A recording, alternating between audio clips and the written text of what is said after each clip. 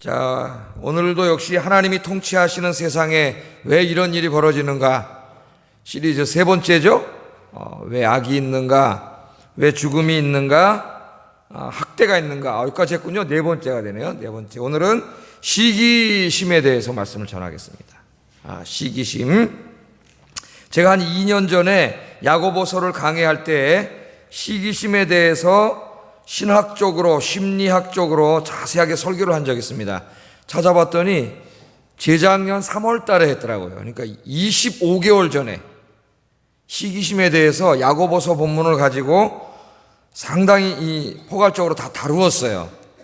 신학적으로도 다루었고, 물론 그때 전도서 본문은 하지 않았습니다. 또 심리학적으로 다 이렇게 다루었습니다. 그래서 새로운 내용을 좀 얘기해 볼까? 그랬더니 조금 새로운 내용이 있긴 하지만은 그때 너무 철저하게 다 다루었어요. 그래서 오늘 그때 이 배운 내용을 한번 다시 이렇게 기억력을 더듬어 보면서 또 오늘 그 전도서의 말씀과 종합해가지고 오늘 다시 한번 이 말씀을 증거하려고 합니다. 다행히 2년이 넘었으므로 잊어먹은 줄로 믿습니다. 2년 전에 먹은 거 2년 후에 먹으면 뭐 괜찮잖아요. 예? 자, 한번 여러분, 이게 한 번 듣고 지나가는 게 잊어먹지 않습니까? 옛날에 우리 교회 전도 설교하러 왔던 한 장로님이 그 SBS에서 이거 하시는 분 있잖아요. 이거 한번 오셨었잖아요. 오래전에. 해가지고 하시는 말씀이 저한테, 목사님들이 설교할 때 착각하는 게 있다는 거예요. 저한테. 이게 뭐냐니까, 목사님들은 볼때 한 번 하고 지나가 안 한다는 거예요. 그 설교를. 근데 한 번 하고 지나가 봤댔자 우리 귀로 듣고 잊어먹는다는 거예요. 최소한도 5번에서 10번은 반복해야 된다는 거예요. 같은 설교를. 그래야 우리 귀에 이렇게 들어오고 남는데요. 근데 자기들 교회 있다 보면 목사 한 번 하고 지나간다는 거예요. 그래, 안 한다는 거예요. 그 주제를. 저도 한 10번씩 할까요? 한 번 한 거? 한 10번, 한 2년에 한 번씩.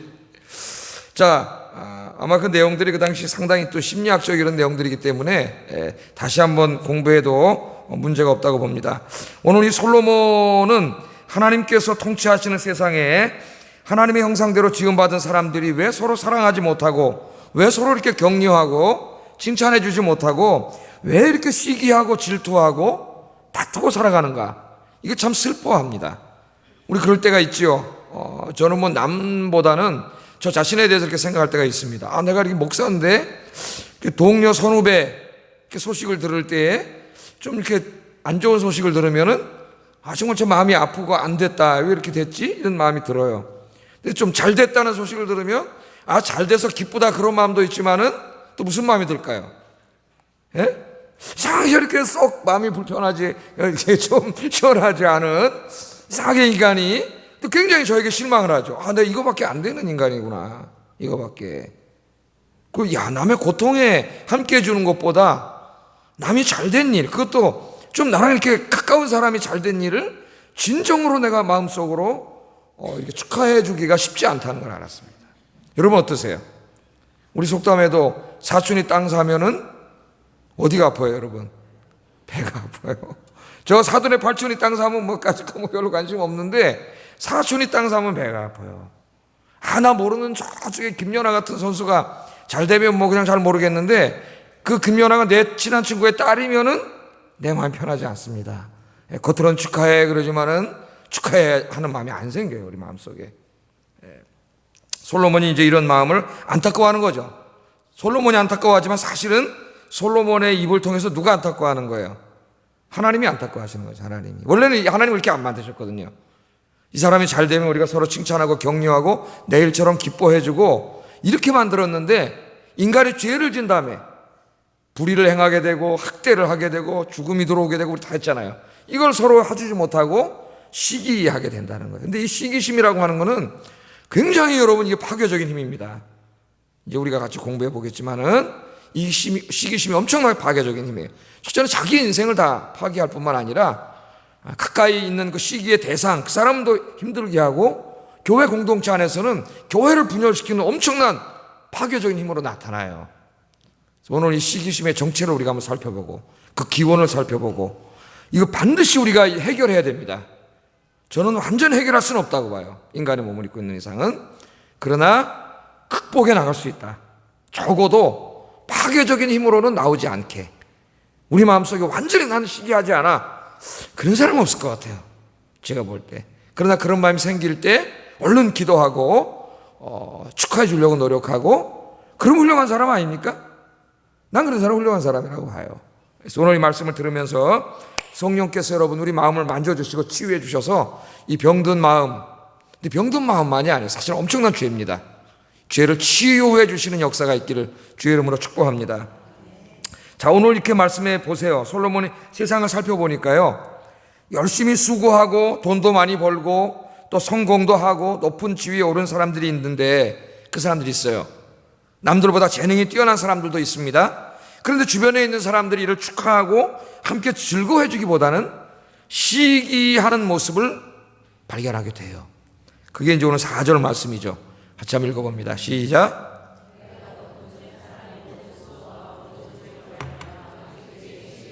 이것도 헛되어 바람을 잡는 것이로다. 아멘. 성경이, 전도서에는 바람을 잡는 얘기가 많이 나와요. 바람 잡을 수 있어요? 아무리 움켜 잡아봤자 다 빠져나가요. 이게 쓸모없는 헛된 짓이라는 거죠. 헛된 일. 자, 그러니까 여기 보세요. 솔로몬이 뭐라고 얘기합니까? 사람들이 열심히 일해서 탁월한 성공을 거두면 이 반드시 사람들의 시기와 질투의 대상이 된다는 겁니다. 여러분, 재능도 많고 내가 다른 사람보다 월등하게 뛰어나고 그러면 시기와 질투의 대상이 돼요. 그래서 제가 옛날에 이제 학교 다닐 때도 보면 교수님들이라고 다 같은 레벨이 아니에요. 근데 한 분이 좀 탁월하신 분이 계셨어요. 이분은 우리나라 신학자 중에서는 좀 굉장히 이름이 나 있고 세계적으로 김세인 교수님이라고 계셨는데, 이렇게 내가 가만히 보니까는 시기심이 작동하더라고요. 이분이 클래스를 열면은 많은 사람들이 신청을 해. 한 분이 그런 질문을 했어요. 저한테, 제 친한 교수님인데, 왜 김세인 교수님 수업에 이렇게 학생들이 많이 등록을 하죠? 그렇게 질문을 하더라고요. 그러니까 거기에 뭐가 있는 거예요? 그분도 훌륭한 교수님인데, 훌륭한 교수님 마음속에도 뭐가 생겨요? 시기심이 생겨요. 그러니까 내가 탁월하고, 너무 여러분 나 혼자 탁월하고, 나 혼자 모든 걸 다 소유하려고 그러고, 나 혼자 다 인정을 다 독차지하고 칭찬을 독차지하려, 그렇게 하지 말라는 겁니다. 여기 솔로몬이 오늘 중요한 말은. 왜? 그러면 여러분 시기와 질투의 대상이 돼요. 시기와 질투를 받으면 여러분 엄청나게 힘들잖아요. 시기하는 사람도 힘들지만 이거 받는 사람도 굉장히 힘들어요. 받는 사람도. 그래서 내가 본즉 사람이 모든 수고와 모든 재주로 말미암아 이웃에게 시기를 받으니 그걸 다 욕심대로 해서 소유해봤자 그 바람을 잡는 것과 같다는 거예요. 그걸 이야기합니다. 그렇다고 이 말씀이 성공한 사람들이나 재능이 많은 사람들은 나쁘고 시기하는 사람들은 선하다고 말하는 게 아닙니다. 그러니까 두 가지를 다 책망하고 있는 거예요. 너무 자기가 다 독점하려고 하는 욕망, 욕심, 그 시기를 받게 돼요. 그것도 잘못된 것이고, 또 그것을 지나치게 시기해가지고 파괴적인 힘으로 나타나는 것도 잘못된 것이라는 거예요. 오늘 한번 좀 살펴보겠어요. 자, 여러분, 이 시기심이 뭡니까? 시기심이. 내가 갖지 못했지만, 잘 들어보세요. 내가 갖지 못했지만 갖고 싶은 어떤 것. 그죠? 우리는 항상 자기의 이상적인 자아와 현실적인 자아가 있습니다. 내가 되고 싶은 어떤 나의 모습이 있죠. 뭐 꿈이라고 할 수도 있고. 그런데 다 그렇게 되는 게 아니에요, 사람들이. 현실에 자기는 거기 훨씬 못 미쳐 있을 수가 있어요. 그렇게 있으면 열등의식이 이제 생겨나게 됩니다. 그런데 지금 이렇게 가까이 있는데 누군가가 내 주변에 가까운 사람이 그것을 다 가지고 있어요. 그럼 어떻게 돼요? 우리 마음속에 뭐가 발동해요? 시기심이 발동합니다. 그 사람을 향한 시기심이 발동할 뿐만 아니라 그 사람을 향한 우리 마음에 어떤 뭘 나한테 해를 끼치지도 않았는데 괜히 촉대감이 생겨요. 꼴보기 싫어져. 하는 짓은 다 잘난 척같이 보이고 괜히 싫습니다. 미워지고 그런 마음이 생겨요. 자, 우리의 시기심을 이렇게 불러일으키는 것들에는 다른 사람이 가지고 있는 재산 또는 아름답고 잘생긴 외모, 그것도 시기의 대상이 됩니다. 또 능력, 재능, 또 그들이 누리고 있는 행복과 만족, 성공과 같은 것들이 있습니다. 우리는 내가 그렇게 갖고 싶어하는 재산, 돈이죠. 외모, 재능, 행복과 만족을 나는 갖고 있지 못한데 그것들을 다른 사람들이 갖고 있을 때 견디지 못하는 거죠. 시기심이 발동하기 시작합니다. 시기심에는 약간의 긍정적인 요소도 있을 수 있습니다. 예를 들면은 다른 사람이 잘된 것을 보면서 나도 좀 더 열심히 해야 되겠다. 이게 자기 분발의 어떤 동력이 될 수 있어요. 근데 이 동력도 욕심이 되면 이제 좀 이따 살펴보겠지만 욕망으로 나타나면 죄악입니다. 그러나 어느 정도의 그 자기 분발, 그렇죠? 나도 열심히 해야지, 더 성실하게 살아야지, 이런 자기 분발의 요소로 나타날 수 있어요. 시기심이. 그러나 대부분의 시기심은 그것을 가진 사람들에 대한 엄청난 적개심으로 나타납니다. 이것을 우리가 적대적인 시기심이라고 해요. 적대적인 시기심. 나는 우리 교회 성도들이 적대적인 시기심까지는 가진 사람은 없지 않을까라는 생각이 들어요. 그러나 그런 모습들이 언뜻 우리 공동체 안에서 나타날 수는 있다고 봅니다. 그렇게까지 병들진 않았지만은. 자, 이 적대적인 시기심에 사로잡히면 어떤 증상들이 나타나는가 보세요. 여러분 자신 한번 점검해 보세요. 첫째는 자기가 시기하는 대상을 이유 없이 미워하게 됩니다. 미워. 그런 사람 있으세요? 예? 또 내가 자꾸 그 사람을 나도 모르게 그 사람에 대해서 얘기하면 뭐가 나와요? 비방하고 험담하게 돼요. 험담하게 돼요. 그러니까 이 시기심에 사로잡히면 절대로 다른 사람이 잘 되는 것을 함께 기뻐하거나 축복해 주지 못합니다. 항상 그 사람이 성공이나 재능을 깎아내리고 비방해요. 그래서 시기심에 사로잡히면 기쁨이 사라지고 시기의 대상을 생각하거나 볼 때마다 고통에 사로잡힘으로 자기가 자기 스스로의 인생을 뭐로 만들어요? 지옥으로 만드는. 누가 뭐라 그러지 않았는데 자기가 자기의 인생을 지옥으로 만드는 거예요. 두 번째, 시기심에 사로잡히면은 시기의 대상이 되는 사람이 불행하게 되기를 바라는 사악한 마음이 우리 마음속에 생깁니다. 그래서 자기의 상상 속에서 수도 없이 시기의 대상이 불행해지는 상상을 합니다. 심지어는 시기의 대상이 병이나 불행한 사고로 죽는 것까지도 생각할 때 있고, 더 병적이 되면은 그렇게 되기를 간절히 바라요. 이건 아주 병적으로 적개심이 나타나는 거죠. 그러나 이와 비슷한 마음을 누구나 스쳐가듯이 한 번 쓰면 가져와 봤을 거예요, 아마 다. 그런 마음이. 세 번째, 시기심에 사로잡히면 자기가 잘 되는 것보다 시기의 대상이 불행해지는 것을 더 기뻐합니다. 내가 아무리 잘 돼도 소용없어요. 내가 시기하는 대상이, 시기하고 질투하는 대상이 잘 되면 내가 기쁘지 않아요. 저 사람은 안 돼야 돼. 자기가 잘 되는 것보다 나는 안 돼도 저 사람이 안 되면 기뻐요. 즐거워요. 이런 굉장히 병적이고 사악한 마음이 우리 속에 나타나요. 이 마음이. 네 번째, 시기심에 사로잡히게 되면은 시기하는 대상을 파괴시키려고 합니다. 가끔 우리 보면은 막 자동차 막 외제차 막 골라가면서 유리창 깨고 불 지르고 막 이런 모습들이 나타나잖아요. 그것도 다 이런 하나의 종류예요. 자기의 시기의 대상을 결국은 죽여버리려고 합니다. 아주 이제 병적으로 나타나면은. 성경에는 이런 얘기가 많이 나와요. 성경에. 가인이 어땠어요? 가인은 동생 아벨을 시기했습니다.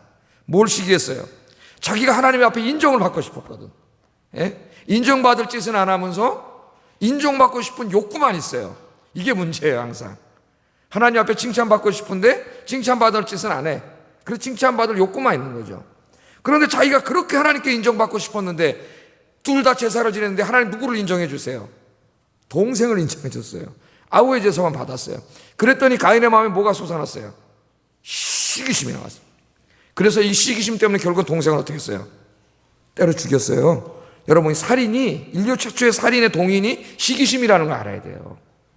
시기심 때문에 죽인 거예요. 자기가 그렇게 갖고 싶었던 인정받고 싶은 마음. 여러분, 우리 사람의 욕구 중에서 어떤 욕구가 제일 크다 그랬어요, 제가? 인정받고 싶은 욕구가 제일 크다 그랬습니다. 그래서 우리가 다른 사람의 수고를 인정해 주는 게 참 중요해요. 내 또 너무 인정에 얽매이지 말라 그랬죠. 그러면은 너무 약한 사람이 돼. 내가 어떤 일을 해놓고 다른 사람이 어떻게 날 칭찬하나? 인정해 주나? 이것만 바라면은 자기 인생을 못 살고 남에게 휘둘리는 사람이 돼요. 남에게. 그래서 유명한 심리학자인 아들러는 그렇게 하지 말라 그랬어요. 자기가 하나님 앞에 사람 앞에 정말 최선을 다해서 했으면 그걸로 만족하세요. 이 사람이 이렇고 이 사람이 저렇고 이 사람이 칭찬하고 이 사람은 뭐 잘못했다고 다 그래. 인생은 100% 안 해요. 그런 거 너무 신경 쓰지 마세요. 그러면 거기에 휘둘려가지고 자기 인생을 못 살아. 내가 정말 하나님 앞에 신실하게 최선을 다했으면 그걸로 된 거예요. 할렐루야. 그러면 강한 사람이 돼요. 휘둘리지 않아. 누구에게도. 저도 저를 통해서 알았어요. 그러면서 점점 강해져가지고 이제 안 휘둘려요. 누가 뭐래도. 내가 최선을 다했으면 그만이지 뭐. 지금까지 것들이 뭐 까불어 됐잖아 뭐. 다 50% 찬성이면 50% 반대고.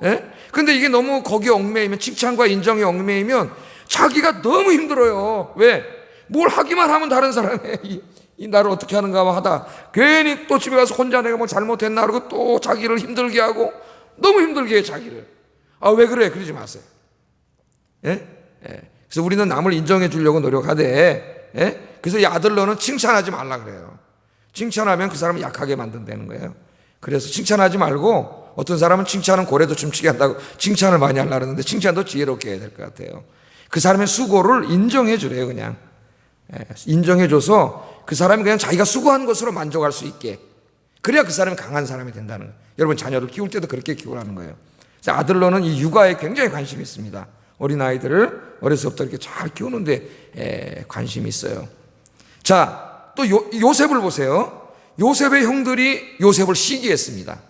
요셉의 형들은 뭐를 그렇게 자기가 갖고 싶었을까요? 아버지로부터 사랑받고 싶었습니다. 이 자녀들이 이제 부모에 대해서 인정받고 부모에게 사랑받고 싶죠. 근데 부모가 자녀들을 똑같이 사랑하지 않습니다. 10손가락 깨밀어서 안 아픈 손가락 없다. 물론 어느 정도는 맞는 말이지만은 약간의 편애가 있습니다. 부모들 간에. 그러면 편애를 받는 아이는 굉장히 상처를 받아요. 11명의 이 형들이 어떻게 됐어요? 자기들이 아버지의 사랑을 받고 싶은데, 아버지의 인정을 받고 싶은데 요셉이 다 받아. 그러니까 이 시기심이 발동해가지고 결국 어떻게 돼요? 요셉을 죽여버리려고 그랬거든요. 근데 차마 죽이지 못하고 팔아버렸잖아요. 노예로. 시기심이 자기 동생도 팔아버려요. 동생도. 그래서 이 자매들 간에 제가 이 글을 읽어보면은 그 언니가 공부를 잘해가지고 엄마 아빠가 언니에게만 관심이 가서 그 둘째 딸이 엄청나게 상처와 이걸 받아가지고 자라다가 나중에 어머니가 돌아가셨는데 어머니 영정 앞에서도 어머니를 용서하지 못해. 어머니가 언니만 너무 그래가지고 그 어떤 작가가 썼어요. 그래도 나중에 이제 어머니 마지막에 어머니한테 사죄하고 이제 그런 글도 썼으니까요. 그러니까 절대 편애하지 마세요. 자, 이 사울을 보세요. 사울. 다윗은 자기 충신일 뿐만 아니라 사위입니다. 사위. 우리가 그걸 잊어먹을 때가 많아요. 자기 딸 미갈의 아내, 남편 아니에요? 사위인데 어느 날 전쟁에서 돌아오니까 사울은 천천히고 다윗은 만만이라는 거예요. 그 순간부터 시기심이 발동했어요. 그러니까 여러분, 그런 말 절대 하면 안 돼요. 여러분. 그러면 이거는 이 두 사람 사이를 어떻게 노는 거예요? 원수로 만들어 놓는 거예요. 여기에 감당할 사람이 없습니다. 자기가 왕인데 다윗은 만만이고 자기는 천천히라 그러니까 그 다음부터는 죽이는 것밖에 없어요. 이 사람. 네가 원하는 게 왕밖에 더 있냐 남은 게. 여러분 우리 임진왜란때도 선조를 보세요. 선조는 이 일본군이 쳐들어오니까는 저기 신의주까지 도망가가지고 신의주에서 저 중국으로 도망가 버리려고 그랬어요. 그랬더니 유성룡을 비롯한 신하들이 나와갖고 전하가 이 강을 넘으면 압록강을 넘으면 당신은 이제 더 이상 조선의 왕이 아닙니다. 죽어도 여기서 죽어야 됩니다. 그게 안 넘어가는 거예요. 그런데 이 전라도 이쪽 지방에서는 누가 백성을 지켜요? 이순신 장군이 지켜요. 거기는 왜군들이 못 들어와. 그러니까 엄청난 시기심이 발동해 왕으로서. 그런 게 여기 작용하는 거예요. 이 이순신과의 관계 속에서 심리학적으로 좀 접근하면 그렇습니다. 우리가 너무나 잘 아는 그 모차르트와 살리에르 이야기도 알잖아요. 너무나 유명한 이야기라서 뭐 제가 설교 때도 이야기했고, 살리에르라고 하는 사람은 모차르트가 나타나기 전까지는 최고의 주의자, 왕궁주의자로서 최고의 명성을 날렸고 어려서부터 하나님 앞에 기도하면서 내 재능을 하나님의 영광을 위해서 쓰겠습니다 기도하고 자랐는데 어느 날 젊은 모차르트가 나타나서 탁 연주를 하는데 모든 관심이 글로 샥. 여러분 그걸 알겠어요? 그 아픔을 알겠어요? 아시겠습니까? 이제까지는 다 관심이 나에게 왔는데 한번 그걸 생각해. 우리 교회인데 이제까지는 우리 교인들이 다 이 분야에서는 나를 이렇게 했는데 어느 날 새로운 사람이 하나 왔는데 그 사람이 나보다 더 잘해. 그걸로 샥 배겨날 수 있는 사람 손 들어보세요. 나도 못 배겨날 것 같아. 그러면 엄청나 힘든 거죠. 너무 힘든 거예요 이게. 살리에르가 결국 여러분이 잘 알다시피 미쳐버린 거예요. 나중에 다 죽여버리고 그렇게 되는 겁니다. 자, 이게 바로 뭐냐면은 시기심에 사로잡히면 너무 그게 지나치게 되면은 그 사람을 파괴하고 싶은 마음으로, 파괴하는 데까지는 안 하더라도 그 마음 속에서 계속 저거 확 죽여버렸으면 좋겠다. 뭐 이런 마음들이 막 얼마나 사악한 마음이에요. 이 죄죠. 이런 마음들이 우리 마음속에서 막 생겨날 수 있습니다. 제가 너무 극단적인 이야기만 한 것 같아서 좀 더 피부에 와닿는 이야기를 좀 해보겠습니다. 피부에 와닿는 얘기. 이 직장이나 혹은 우리 교회 공동체에서 나타나는 적대적인 시기심에 대한 이야기를 좀 피부에 와닿게 좀 더 얘기해 보겠습니다. 우리가 이 시기심에 사로잡히면은 시기의 대상을 심리학자들이 말하는데 모빙 한다래요. 모빙이 뭐냐 하면은 직장이든 교회든 함께 일하거나 봉사하는 사람들끼리 시기의 대상이 되는 동료를 집요하게 괴롭히는 행위입니다. 아주 교미하고 집요하게 괴롭히는 행위예요. 이게 일어납니다. 그러니까 이 괴롭히는 방법은 상당히 다양해요. 직장에서도 그렇고 어떤 공동체에서 다양하게 나타나요. 그러니까 이 공동체 내에서 일어나는 필요한 정보를 알려주지 않습니다. 골탕 먹이려고. 또 필요한 정보를 주지 않아서 골탕을 먹이고요. 일해야 되는 중요한 자료를 없애버립니다. 우리 연속극에서 그런 거 많이 봤죠. 텔레비전에. 없애버려요. 잘못된 일을 은근히 그 사람에게 뒤집어 씌웁니다. 수근수근해가지고. 또한 그 사람을 옆에 놓고 마치 그 사람이 투명 인간인 것처럼 자기들끼리만 이야기를 해요. 그리고 등 뒤에서 비웃습니다. 지금 제가 이야기하는 게 시기심으로 인해 발동하는 엄청난 죄악들이에요. 죄악들. 전화로 괴롭히고 문자로 괴롭히고 또한 그가 하는 일에 협조하지 않습니다. 절대 협조해 주지 않아요. 무관심합니다. 비방하고 험담합니다. 여러분, 만일 이런 일들이 교회에서 일어난다고 한번 생각을 해보세요. 교회 공동체가 어떻게 되겠어요? 회사에서 일어난다고 한번 생각해 보세요. 회사가 어떻게 되겠어요? 그래서 직장에서 지금 이 모빙을 막으려고 굉장히 이 노력을 많이 해요. 직장 사람들끼리 서로 이렇게 시기하지 않고, 그죠? 서로 친하게 잘 지내게 하려고. 왜? 여기 시기심이 발동하면은 그 기업 전체의 생산력이 확 떨어지게 돼 있어요. 그렇지 않겠어요, 여러분? 도와주지 않는다니까요, 이 사람의. 회사가 망하든 말든 상관없다니까. 왜? 그 사람이 잘 되면 안 되잖아요. 안 돼야 되는데. 안 되게 하는 거예요, 안 되게. 교회에서도 마찬가지예요. 하나님께서 맡겨주신 여러 가지 사역들이, 여러분, 교회에서 그럼 어떻게 되겠어요? 응? 교회는 다툼과 분열이 일어나고 서로 미워하게 되고 파당이 생기고 결국 교회는 하나 되지 못하고 파괴됩니다. 그러니까 마귀가 이제 좀 이따 이게 나오겠지만은 이 시기심을 얼마나 잘 활용하겠어요, 인간의. 죄악을 가진 인간의 마음속에 가장 취약한 부분이 이 부분인데. 여러분, 이 하나님의 일들이 다 어떻게 됩니까? 시기하는 사람은 시기의 대상이 하는 일에 절대로 협조해 주지 않습니다. 자신을 한번 다 생각해 보세요. 지금 그런 일이 없었는지, 또 그러고 있지 않은지 한번 생각해 보세요. 무관심하고 참여하지 않고 도와주지 않고 좋은 아이디어나 정보가 있어도 제공해 주지 않습니다. 뒤에서 깎아내리는 일에만 열중합니다. 결국 이 시기심 때문에 하나님이 기뻐하시는 일이 전부 엉망진창. 이게 무슨 부서에서도 그럴 수 있고 전도에서도 그럴 수도 있고, 이게 우리 마음속에 일어나는 엄청난 죄성이에요. 죄성. 이 적대적인 시기심에 사로잡히면 교회가 부흥하고 하나님의 일이 왕성하게 열매를 맺는 일에 관심 없습니다.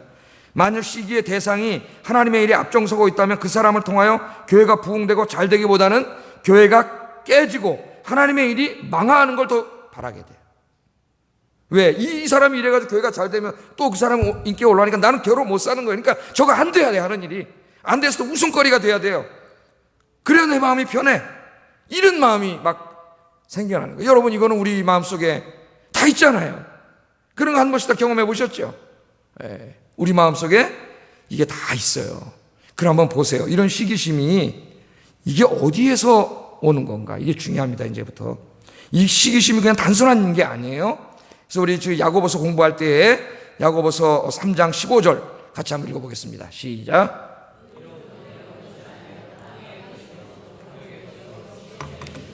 시기심에 대해서 이야기하면서 야고보를 통해 하나님 뭐라 그러냐면은 이 시기심은 위로부터 내려온 것이 아니고 땅 위의 것이요 정욕의 것이요 귀신의 것이라 그래요. 여기 귀신의 것. 시기심이. 여러분, 시기심은 위로부터 온 것이 아니라는, 위는 하늘이에요. 하나님이 계신 곳. 제가 늘 말하죠. 물리적인 공간이 아니라 하나님이 계신 곳이. 그러니까 시기심은 위로부터 오지 않았다는 게 하나님이 주시는 게 아니에요. 성령님이 주시는 게 아니라 땅에 속한 거예요. 땅에 속한 것. 이 땅에 죄악으로 물들어 있는 이 세상에 속한 것이라는 거예요. 그러니까 죄로부터 왔다는 거예요. 시기심. 뭐 전도서의 전제가 그거죠. 죄 때문에 우리 마음속에 서로 사랑하지 못하고 시기하는 마음이 생겨난 겁니다. 두 번째 시기심은 어디로부터 온다고요? 정욕으로 온다 그러잖아요. 정욕. 예? 정욕으로부터요. 탐욕과 욕심으로부터 시기심이 생겨납니다. 아까도 제가 말했지만 내가 꿈꾸고 욕망했던 것들을 나는 갖지 못했는데 내가 그렇게 갖고 싶고 소유하고 싶었던 것을 나와 가까운 어떤 사람이 다 갖고 있는 것을 봤을 때 우리 마음속에 이 시기심이 생긴다 그랬잖아요. 그래서 이런 시기심은 우리가 욕망과 욕심을 치료받으면은 이 시기심도 치료받을 수 있습니다. 그런데 정말 이제 중요한 말을 해요. 세 번째. 이 시기심이 어디로부터 온 거라 그래요? 귀신에게 온 거예요. 귀신에게. 그러니까 이 시기심을 우리 마음속에 갖다 주는 게 누구예요? 귀신이에요, 여러분. 사탄이요? 마귀가 가져다 주는 것입니다. 그럼 성령은 어떤 마음을 가져다 줄까요? 사랑과 평화와 기쁨과 칭찬과 격려의 마음을 성령이 갖다 주는데 마귀는 파괴시키기 위해서 어떤 마음을 갖다 줘? 시기하는 마음을. 그러니까 이 시기하는 마음이 귀신에게 속한 것이라는 놀라운 이야기를 합니다. 이 귀신으로부터 오는 어두운 죄악이고 병든 마음이에요. 이걸 명심해야 돼요, 여러분. 그러니까 내 마음속에 시기심이 싹 맨 처음에는 조금 싹트겠죠. 조금. 이걸 방치해두면 마귀가 옳다구나하고 잡아가지고 이걸 점점 병든 시기심, 적개적인 시기심으로 발전시켜요. 그럼 아까 교회 공동체에서 모빙이 일어납니다. 모빙이. 저 사람을 내가 시기하는데 저 사람이 일을 해요. 저 사람이 어떤 중요한 일을 해. 그럼 내가 도와줄 거야, 안 도와줄 거야? 절대로 안 도와주죠. 무관심하죠. 그 사람의 일을 가지도 않아요. 참여하지도 않아요. 안 되기를 바라요. 뒤에서 오히려 흉보고 이렇게 돼가지고 그 사람을 통해 일하려고 하는 하나님의 일들이 어떻게 돼요? 다 엉망진창이 돼요. 이거 누구로부터 왔다고 이런 마음이? 귀신으로부터 왔다는 걸 절대 잊지 마세요. 그러니까 여러분 이 시기심이 생기면 어떻게 돼요? 이거 바로 회개하고 사탄아 물러가라. 이 마귀가 뿌리를 내리기 전에 이 쫓아버려야 돼요. 이 말을. 그래서 사도 바울이 고린도전서 3장 3절에 이 시기심에 사로잡힌 사람은 성령에 속한 사람이 아니라 육신에 속한 사람이라고 이야기합니다. 같이 한번 읽어보겠습니다. 시작.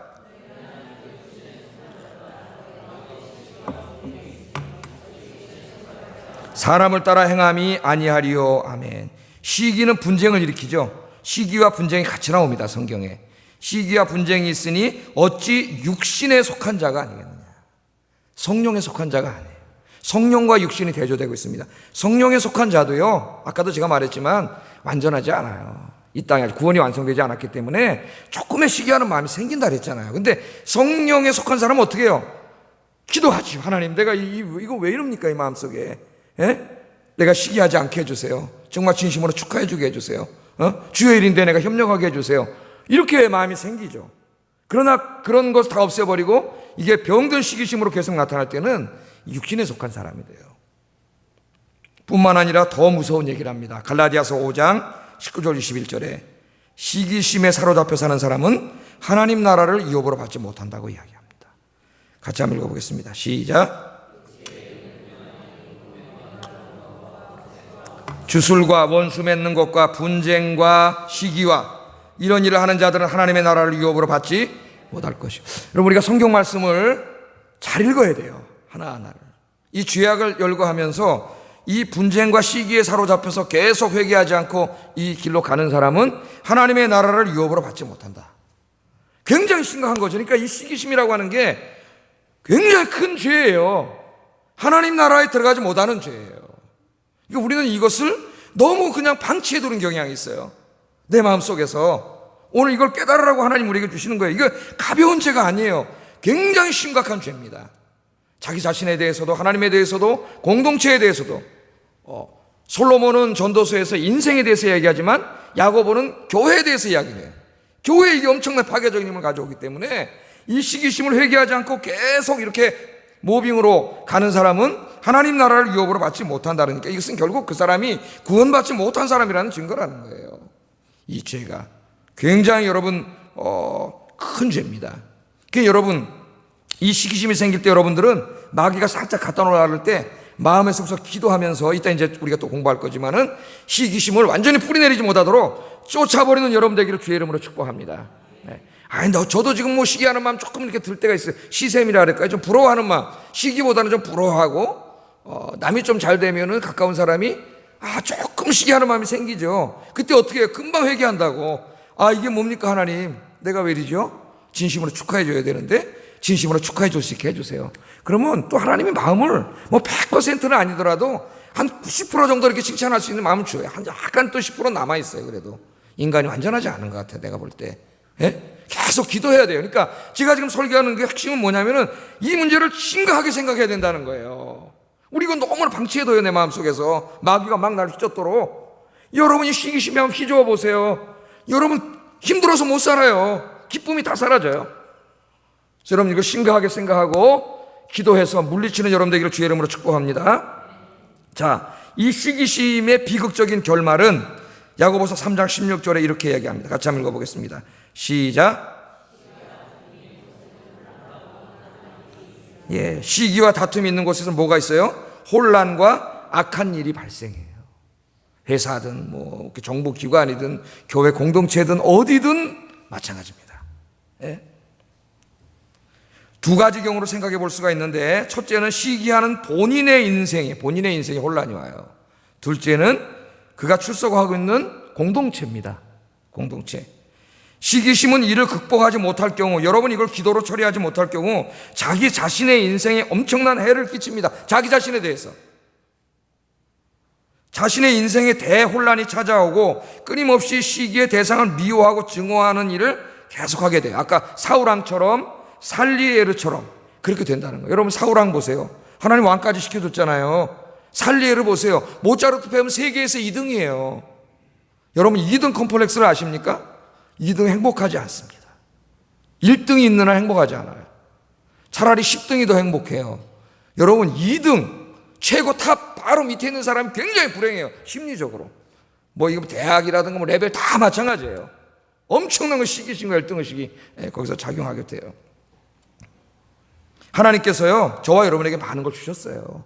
저 사람이 가지고 있지만 저 사람이 없는 건 나에게 주신 게 있다고. 여러분 그걸 감사하셔야 되는데 그러지 못한단 말이에요. 그래서 자기 인생을 굉장히 어렵게 해요. 그리고 5절을 보세요. 5절 한번 읽어보겠습니다. 이게 아주 참 재밌게 잘 하나님이 쓰시고 있어요. 오늘 본문 5절 시작. 이게 시기하는 사람의 삶의 태도입니다. 이게 나타나는 거예요. 우매자라 그래. 어리석은 자. 왜? 자기 인생을 파멸을 시키기 때문에 우매한 자예요.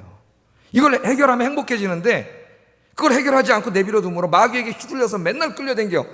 그럼 우매한 자예요. 어떻게 한다고요? 팔짱을 끼고 있으면서 자기 몸만 축내는 거예요.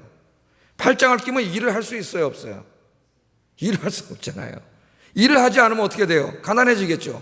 먹고 살 게 없겠죠. 그럼 결국 먹을 게 없으니까 자기 몸을 먹게 된다고 하는 이런 이제 좀 우스꽝스러운 이야기인데 결국 자기 인생을 다 이렇게 망가뜨린다는 거예요. 이게 뭘 말하는 겁니까, 여러분? 다른 사람이 잘 되고 이렇게 볼 때 그 자기는 열심히 일하려고 하지 않고 팔짱을 끼고 뭐만 한다는 거예요. 시기 질투만 하는 거예요, 계속. 그 여러분 인터넷 댓글 같은 데 보면은 좀 잘 되고 성공한 사람들 보면 그 밑에 막 욕을 막 상소리에다 막 저주에다 막 퍼붓고 어떤 사람은 헛소문을 막 퍼뜨리잖아요. 또 연예인들한테 막 유명인들한테. 그렇게 그 사람 자살한 사람도 있잖아요. 그걸 견디지 못해가지고 이런 팔짱 끼고 이런 것만 해. 일은 안 해. 자기도 어느 정도 그런 좀 도전을 받아서 내가 좀 이렇게 열심히 살아야 되겠다. 뭐 이렇게 분발해가지고 좀 이렇게 열심히 일해야 되는데 그런 거 하지 않고 자기는 게을러 터져. 게을러 터지니까 어떻게 돼요? 자기 일도 안 하니까 삶이 그 모양이에요. 그러니까 여러분 나중에 그런 사람도 잡아보세요. 경찰에 신고하잖아요. 나중에 못 견뎌가지고 잡아보면 뭐한 사람이 게을러 터져가지고 자기의 발전을 위해서는 전혀 일하지도 않으면서 매일 좀 어느 정도 성취를 이룬 사람들을 맨 욕하고 시기하고 이런 인생이 돼요. 자기는 결국 어떻게 돼요? 자기 인생이 망가지는 거죠. 뭐. 자기 인생을 다 파괴시키는 거예요. 이게 얼마나 재미있는 말로 쓰셨어요. 하나님이. 우매자는 팔짱을 끼고 있으면서 자기의 몸만 축내는. 얼마나 어리석은 거예요. 얼마나 어리석은 거예요. 이렇게 한다는 거예요. 그래서 솔로몬은 잠언에서 이런 말씀을 합니다. 잠언 14장 30절 같이 한번 읽어보겠습니다. 시작. 여러분이 시기심을 처리하면 성령으로, 성령 충만하면 시기심이 없어지고, 그러면 성령이 어떤 마음을 줘요? 평온한 마음을 주세요. 평온한 마음을. 그런데 시기는 뼈를 썩게 한다 그랬잖아요. 참 기가 막힌 격언이에요. 시기라고 하는 병에 걸리면 여러분 뼈가 썩어요. 제가 이때까지 말한 이런 내용들 때문에 행복할 수가 없어. 자기에게 주신 게 너무나 많은데 하나도 감사하지 못하고, 남이 가진 거 계속 시기하다 보니까 욕하고 비난하고 계속 불행해지잖아요. 결국 어떻게 돼요? 평화하면 몸의 평화, 이 자기 마음의 평화가 사라지니까 그 자기 몸을 썩게 하는 거예요. 힘들게 하는 거예요. 네? 오늘 잠언에서 그렇게 이야기하잖아요. 여러분 오늘 이제 말씀 들었으니까 여러분 기도하면서 시기심이 사탄이 싹 가지고 오면은 바로 사탄아 물러가라 하셨죠?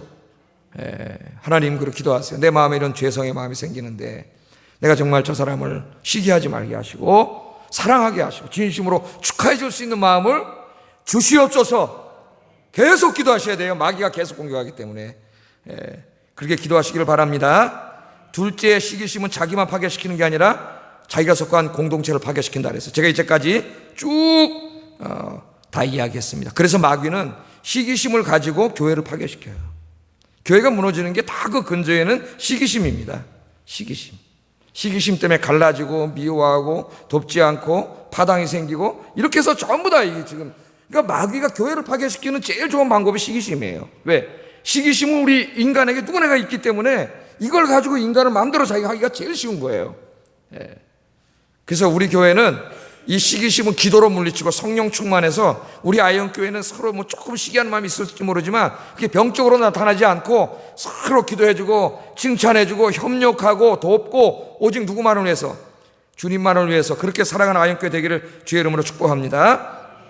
그래서 제가 이제 시기심을 극복하는 방법을 몇 가지 가르쳐드리겠습니다. 시기심을 극복하려면 어떻게 되느냐? 제일 중요한 거는 하나님을 의지하는 것밖에 없어요. 우리 인간의 힘으로는 안 됩니다. 그래서 기도하세요. 뭐를 위해서? 나의 심령을 위해서. 나의 마음이 좀 하나님 오늘부터 태평양 바다같이 되게 하여 주시옵소서. 뭐같이 되게 해달라고요? 태평양 바다. 그래서 시기하지 말고, 시기하지 말고, 시기심이 생기면 기도해가지고 이거 다 그냥 이겨내고, 여러분 그런 여러분 되시기를 주의 이름으로 축복합니다. 두 번째는 비교하지 마세요. 이 비교가 제일 나쁜 거예요. 우리 이제 이 교육적인 면에서부터 상대평가를 자꾸 하지 않습니까? 우리나라에. 그래서 이 시험 봐서 1등부터 100등까지 이렇게 줄을 세워서 늘어놓는단 말이에요. 상대평가를 하게 되면은 그러면 아무리 잘해도 등수는 매겨지게 돼 있어요. 1등이 있고 꼴등이 있어요. 근데 하나님은 상대평가하지 않으세요. 하나님은 절대평가하세요. 절대평가. 5달란트 받은 사람은 5달란트를 요구하시고 2달란트밖에 하나님이 안 주셨는데 5달란트 요구하지 않으세요. 2달란트만 남기면 그 사람 100점이에요. 1달란트 받은 사람은 1달란트만 남기면 100점이에요. 그러나 5달란트를 주셨는데 3달란트를 남기면 60점이에요. 그걸 아셔야 돼요. 그러니까 내가 많이 받았습니까? 감사하세요 우선. 그러나 감당해야 될 책임이 큽니다.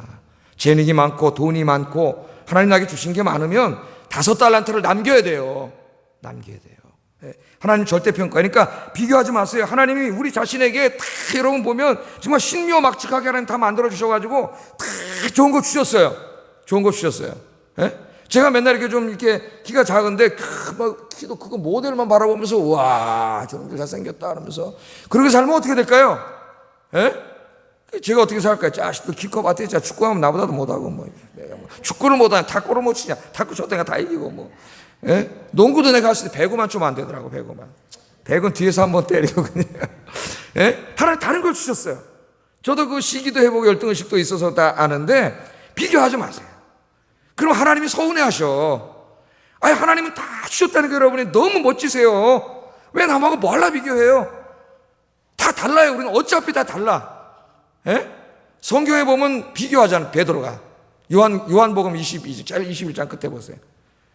예수님이 예언을 하시잖아요. 베드로는 꼭 순교할 것 같은 예언을 하시지 않습니까? 그때 베드로가 물어봐야 했습니다. 저 사람 어떻게 됩니까? 그러면 사도 요한은 어떻게 되냐고 물어봐니까 예수님이 뭐라 그래? 그거 왜 물어보냐? 너는 너에게 주어진 가야 할 길이 있고 그 사람에게 주어진 길이 있어요. 베드로는 순교했습니다. 끔찍하게 죽었어요. 요한은 늙도록 살다가 봉사다 수명을 다하고 죽었습니다. 누가 축복받은 사람이에요? 다 축복받은 사람이에요. 갈 길이 달라요. 하나님, 저 집사님 왜 이렇게 돈도 많고 이렇게 큰 집에 살고 나는 왜 이렇게 그게 없죠? 그러지 마세요. 하나님 다 맡겨주신 거예요. 예? 다 하나님 알아서 주셨어요. 그러니까 절대 비교하지 마세요. 여러분, 나를 하나님 어떻게 만들었다고요? 신묘막측하게 만들었습니다. 저도 옛날에 비교를 많이 했는데 절대 비교 안 합니다. 이제는 내 잘난 맛에 사는 거다. 에? 나보다 잘생긴 놈 있어 나와봐라. 텔레비 보면서 한번, 이쪽 거울 보면서 한번 말이지. 남들은 아무도 안 믿어도 나 혼자 기쁘면 되는 거지 뭐. 그런 거 있으세요? 에? 아셨죠? 비교하는 데서 열등의식과 시기심이 발동합니다. 하나님 여러분 다 좋은 거 주셨어요. 비교하지 마세요. 절대로. 네. 세 번째, 자신의 삶에 대해서 감사하세요. 비교하니까 감사가 사라져요. 감사가. 어느 날 참 감사하게 살았는데 오랜만에 동창을 만나보니까 나보다 고등학교 다닐 때 공부도 못하던 저게 남편 하나 잘 꼬셔가지고 저게, 나보다 더 잘 살아. 집에 가보니까 막 집이 80평이고 막, 집에 와가지고 저놈 인간은 뭐 했나 그러고 내 시집을 잘못 왔나 막. 그러지 마세요. 여러분, 하나님 여러분의 인생에 주신 것 하나님의 은혜인 줄로 믿습니다. 감사하세요. 감사하세요. 감사하면 시기심이 사라져요. 하나님 나에게 이렇게 주신 것 감사합니다. 때로는 내가 다 알지 못하지만 하나님의 크신 뜻이 있으셔서 이런 고난과 시련과 역경을 주신 것도 감사합니다.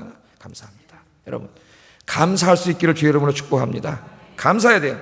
네 번째, 사랑하세요. 사랑하려고 기도하세요. 사랑하면 시기하지 않아요. 여러분, 우리 시기심이 다 있는데 사랑하는 사람에게는 시기심이 잘 적습니다. 그래서 부모가 사람이 다 조금씩은 다 시기하는데 그래도 거의 시기하지 않는 대상이 자식이라 그래요. 물론 자식도 조금 시기할 수는 있어요. 그죠? 그러나 가장 시기심이 없는 관계가 부모 자식 관계. 여러분, 자식이 잘 됐다고 배 아파가지고 부모가 시기하는 부모 있어요? 자식이 잘 된 부모 너무 기쁘잖아요. 사랑하세요. 자식을 사랑하는 것처럼, 하나님이 여러분을 사랑하는 것처럼 사랑을 위해서 기도하세요. 사랑은 성령의 열매입니다. 사랑하면은 시기심이 사라져요. 그렇죠? 사랑하도록 기도하세요. 다섯 번째는 다른 사람의 성공의 모습만 보지 말고 그 사람이 성공을 이루기까지의 그 고생한 뒷이야기도 좀 보라는 거예요. 우리는 그걸 안 보려고 그래요. 우리 김연아 트리플 악셀 3바퀴, 그거 3바퀴 돌기 위해서 걔는 1년 2년 그냥 여기다 와이어 달아놓고 발이 다 그냥 이상한 발. 소녀나 누구죠? 이거 취재하는 소년 이름 까먹었네.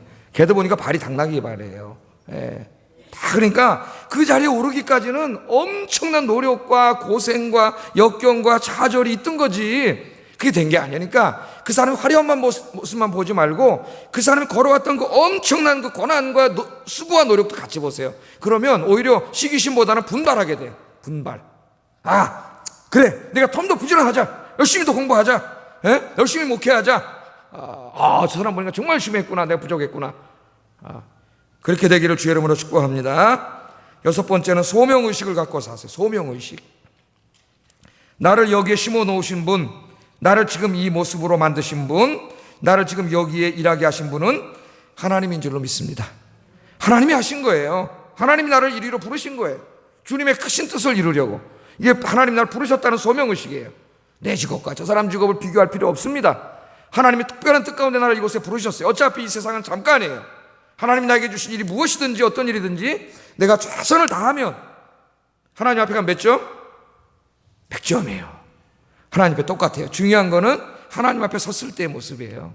하나님 앞에. 하나님 어떤 일을 맡겼더라도 작은 일이라 할지라도 작다고 불평하지 말고 여러분 소명의식을 갖고 최선을 다하기를 주의 이름으로 축복합니다. 특별히 마지막으로 교회에서 봉사할 때 하나님 한 분만 바라보고 봉사하세요. 누구만 바라보고 봉사하라고요? 하나님만. 아까 제가 좀 말씀드렸는데 다른 사람의 칭찬과 인정에 목말르지 마세요. 그러면 자기 너무 힘들게 하고 시기심이 생겨나요. 그러면 내가 하나님 앞에 정말 내가 최선을 다했다. 난 내가 할 수 있는, 그러면 된 겁니다. 훌륭한 사람이에요. 하나님이 100점 주세요. 100점. 너무 사람들의 이런 인정과 칭찬에 이게 쎄 이렇게 막 댕기지 말고 항상 주님의 일할 때 누구만 바라보라고요? 하나님만 바라보세요. 하나님만. 하나님의 상 주심만 바라보고 일하면 시기하지 않습니다. 제가 7가지를 말씀드렸는데 이 말씀들을 염두에 두면서 마귀가 시기심을 가지고 올 때 여러분 기도로 물리치고 이 하나님 주신 지혜로 시기심을 이겨내는, 그러면 여러분 천국이 됩니다. 여러분 마음에. 예? 너무 좋은 사람이 돼요. 너무 근사한 사람이 돼요. 하나님 보시기에도 너무 멋있는 사람이 돼요. 여러분들이 그렇게 되기를 주의 이름으로 축복합니다. 마지막으로 오늘 전도서는요, 시기하는 것에 대해서만 얘기하는 게 아니라 시기 받지 않는 인생에 대해서도 마지막 한 절을 더 말씀을 하세요. 6절 한번 읽어보겠습니다. 시작. 한 손에만 가득하고 평온함이 더 나으니라. 아멘. 아까도 제가 서론에서 말씀드렸는데 너무 욕심 부리지 말라는 거예요. 예? 내가 다 벌고 내가 다 소유하고 인기도 명예도 칭찬도 인정도 다 내가 소유하고, 예? 한 손에만 이게 모자라 가지고 이걸 양손에다 다 꽉 잡고 이 바람을 잡는 거 다 없어진다는 거예요. 의미가 없다는 거예요. 왜? 내가 그렇게 되면 어떻게 된다고요?